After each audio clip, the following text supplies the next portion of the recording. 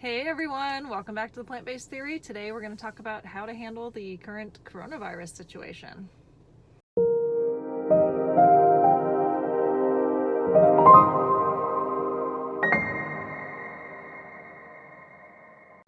All right, welcome back. It's been a while.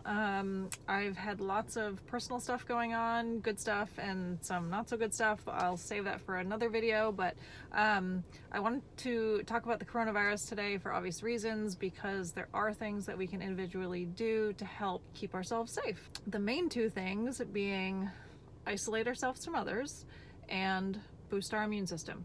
So isolation, pretty clear, I would hope. We're going to talk more about how to boost our immune systems though in a minute, but I want to talk a little bit more about why it's so important that we do these things. Basically, this virus is a nasty one. It's new to humans, so we have no immunity to it whatsoever. If you know anything about exponential math, you'll know what I'm talking about, but to take things back a little bit, it's been discovered that for every one diagnosed case, there are actually 50 undiagnosed people.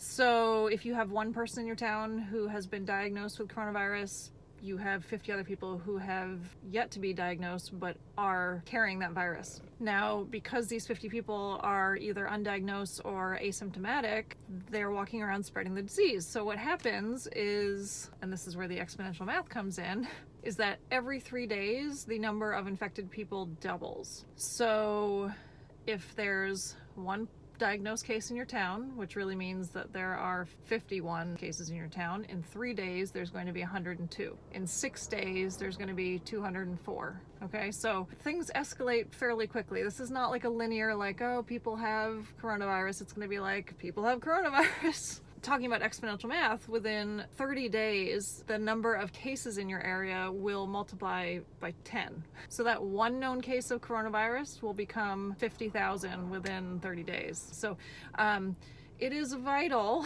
that we stay away from people for your sake and for other people's sake. And this is not, I think people are like, well, the hospital beds can't handle coronavirus, and they absolutely can't. But there are many other people who also need hospital beds. There are still auto accidents. There are still women having babies. There are still people having cancer treatments or dialysis. There's still other people who need to use our hospital systems. So it is vital, crucial to stay away from each other and just let this virus settle and go away rather than continuing to walk around and spread it. But if you do get it, you sure as hell want a strong immune system to fight against it. And just a side note here, because I've heard some incorrect information on how this virus spreads. It's not airborne. It doesn't travel through the air.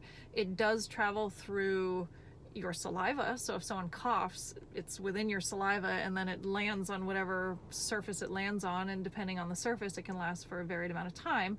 But if you touch that and then get it anywhere near your nose or mouth, it can enter our body that way. It doesn't absorb through our skin. It has to go into your body somehow. If you are not around other people and you're not around other surfaces that other people have touched, you have a pretty good chance of not getting this virus. But again, if you do, you want to have a strong immune system. So let's talk more about that. So how we fight against viruses like this is we produce what are called antibodies. And this is what it means to have a strong immune system. It means you can produce the antibodies required to fight a certain virus. And obviously a virus that you have no immunity to whatsoever, like this one, it can take a bit longer, it can take a little bit extra work. So you have to have that strong immune system. Going to a hospital doesn't give you antibodies. I know some people need to be hospitalized for this virus, and it's because they have trouble breathing, they may have trouble hydrating themselves, but at the end of the day, the hospital is just supporting their body while their body makes antibodies to fight against the disease. So if you want to fight effectively and efficiently against this virus, there are things you can do. And if you've watched any of my videos in the past, you'll know exactly where I'm going with this. But eating the right foods makes a huge difference, and this is well documented with scientific studies. The more fruits, vegetables, high antioxidant, phytonutrient foods you can eat, the better. Even people who are not vegans or vegetarians, if they add just like one more plant food a day, it will help boost your immune system. The more plant foods you eat, the more your immune system will be boosted. So whole food plant-based diets will boost your immune system like nothing else. those are the foods that are full of antioxidants and full of phytonutrients and can help you produce those antibodies. I would also consider consuming some fermented foods, which are high in probiotics. Get that gut healthy as well. Healthy gut, healthy immune system. And then there's been some really interesting research on specific foods that boost your immune system more than others, mushrooms being one of them. So for all of you out there who hate mushrooms, maybe it's a good time to start eating some. It could be any mushrooms. Next thing, stay hydrated. Now you can do a double whammy here. You can hydrate with high antioxidant drinks. And if you've seen my how to make hibiscus tea video, you'll understand that hibiscus tea is one of the most powerful antioxidant rich drinks that they've discovered. I make my own. I'm drinking some right now. I'm hydrating and getting antioxidants at the same time. Number 3, keep moving. Just because you're isolating yourself doesn't mean you need to hibernate under the covers. I know things are a little unknown right now and people are getting anxious, but being physically active will help you. So go for a walk. If you can't leave your house, walk around your house. Go outside, breathe some fresh air, do some jumping jacks, do some high knees, make up some fun game with your family, you know, play walking tag in your house. You could do anything. You can certainly be outside though. Being outside isn't the problem. Again, this is not an airborne thing, so as long as you're outside away from other people and not licking the handrail at the park, you should be fine. Number 4, and this is the hard one in this time, is to minimize stress. Stress levels have a negative relationship to your immune system. So the more stress you have, the more you're suppressing your immune system. So stress doesn't necessarily go away, but how we manage the stress is important. So have a think. You know, I always tell people, can you control a situation?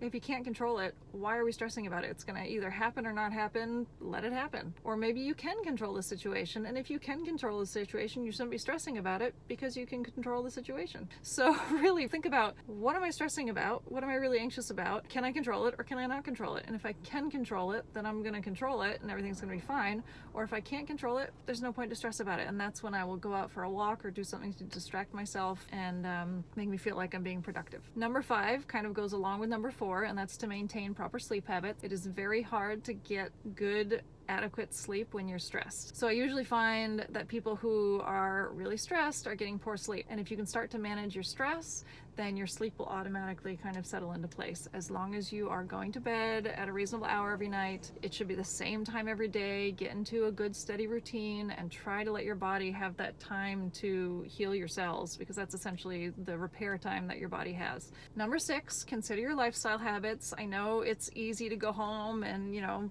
get out the booze and sit out back and smoke a cigarette, or just be lazy and sit around and do nothing. Now's not the time to do that. Now's the time to drink less or quit drinking, quit smoking, get off the couch, do all those things that promote a healthy lifestyle, because there is a correlation with a healthy immune system. So hopefully that all makes sense. Those are the things we can control. You know, we can control what we eat and how we hydrate, and we can manage our stress, and we can get good sleep, and we can start cutting out some of our bad habits. At the end of the day, the only way to fight against a virus is to produce antibodies. The best way to produce antibodies is to have an immune system that works. So if you want an immune system that's high functioning, you're going to need to do all these things. I know easier said than done, but now's the time to do it. And honestly, at the end of the day, and I saw this online the other day, I have to repeat it. I don't know who said it, so sorry if I don't credit anyone, but I saw something that said, "This too shall pass."